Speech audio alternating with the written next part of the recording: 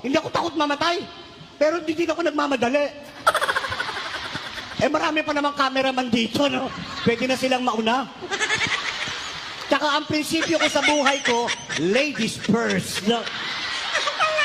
Gentleman kasi ko. Kaya kayong mga lalaki, pag sinabi na kayo ng misis nyo, mamatay ka na, sabihin mo, ladies first, na. Ganun lang kasimple yan. Di ba? Father, I am ready. Pakiulit. Huwag masyadong malakas. Baka madinig kayo. Bigla kayong hugutin dito.